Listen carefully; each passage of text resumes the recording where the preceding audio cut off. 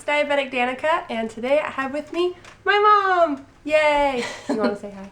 Hi, I'm Diabetic Danica's mom. Yay! So I asked you guys to ask me questions on my other video, and so we're going to answer those today. So let's get started. Yay!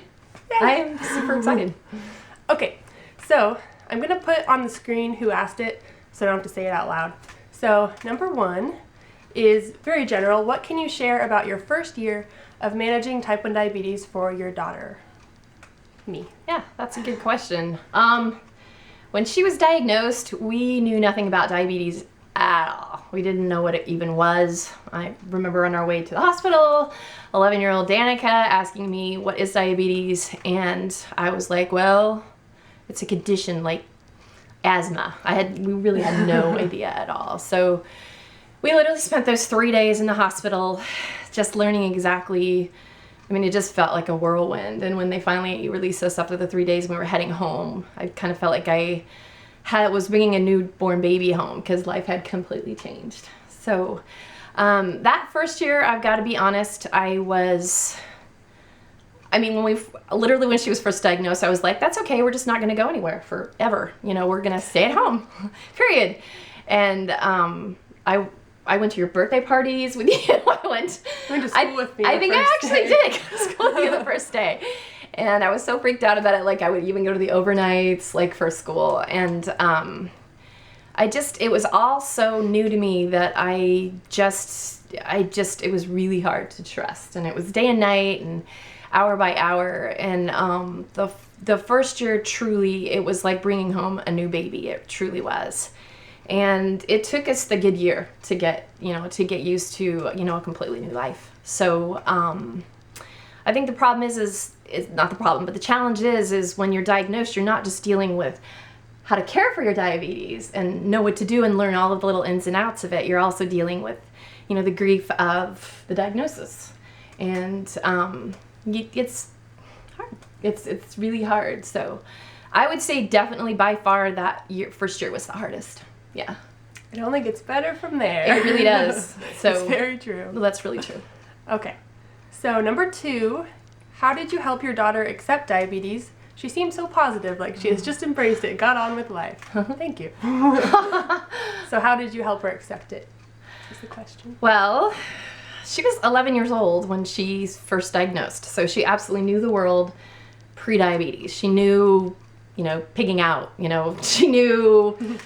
not thinking about it at all. So, it blindsided us really, and it was, I've got to say, it blindsided us. We had no idea. And then I've got a daughter who hates needles, and I told her even that day when we went to the doctors before they sent us to the hospital that she wouldn't have to get a shot, and then they sent us to the hospital, and now she's got to get a shot every day for the rest of her life. So, this was, every time we checked your blood sugar, every time we gave a shot, it was traumatic. It truly was. So we actually had our local diabetes clinic that we use through the hospital in the city has referrals to a psychologist and a psychiatrist that they use. And the psychologist was a lady who actually has type 1 diabetes. And I knew that this was like far beyond anything I could handle. It was, I knew how to hug her, I knew how to love her, I knew how to cry with her, but I didn't know how to really help her to completely accept it. So we actually went together to appointments to this gal. And she's actually the one that let us know, and I'm not sure if you know, but as far as for me, she let us know that at a certain point, type 1 diabetes becomes kind of like, I finally said, it's kind of like every day, if you wear glasses, putting on your glasses. Is that what it's like? It's accepted part of life? And she said, yes. So she did a lot of work with Danica as far as sensitivity to needles, which Danica hated. Yes, I did a video on that if you want to see it. And just a lot of talking about, how diabetes fit into our life. And also, I think the most important thing was I decided that we weren't just going to bypass it. We weren't just going to put a smile on and try to do the best and move on. I wanted to really deal with it then, and decided that, you know, if we were going to cry, we were going to cry. And if we wanted to talk, we would talk. And if we wanted to have a little pity party, we'd have a little pity party. And, you know, as long as it took to get used to this new life. And I'd say that took a good year. I don't know, what do you think? A long time. Yeah. I used to cry at the appointments too. So I cried when I got a shot, and then I cried at the appointments learning how to give shots. Right. And so exactly. So we honestly, the way to deal with big, big things in life is to not push them aside or not push them down, and not to say, you know, just put a big smile on your face. It's going to be okay. You know, nothing's changed. Yes. Or to pretend. Right. Yeah. Exactly. Because Talk at about first it is a lot. hard, and then you get used to it. Exactly. More and more. So I think that was actually a big part of you and me accepting it and moving on, was just dealing with the fact that you're grieving your past life. You know, you're grieving your present life because, you know, it's an hour by hour thing, and, you know, you're grieving your future too. Every time you think about, you know, anything in future, even college at that point, you know, which she's in now. So, Yeah. So, yeah, I think that those are probably two major things that really helped us. You. Okay. And then related to that, it says, any advice on how to accept it as a parent? Oh, that's a really good one, because you're focusing on, of course, your child. They're the ones that has to get, you know, through each day with this, and has to face, you know, everything that they're going to do. So as a parent, that's kind of a deep one. Honestly, I'm going to get deep for a little second here.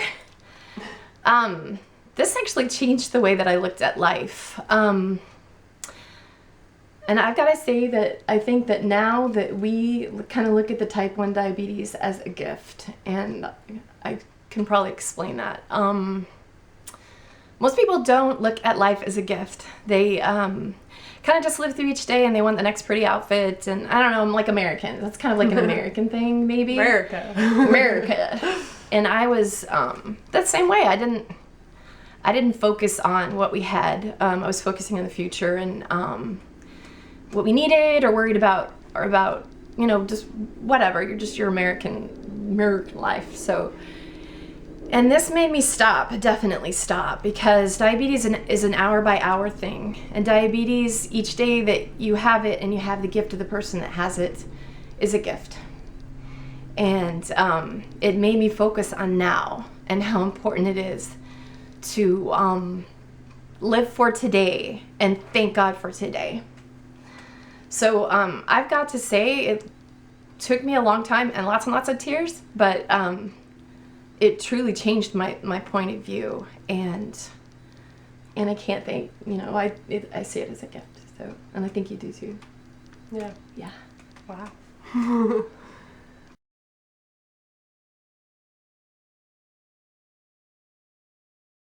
So honored to be here.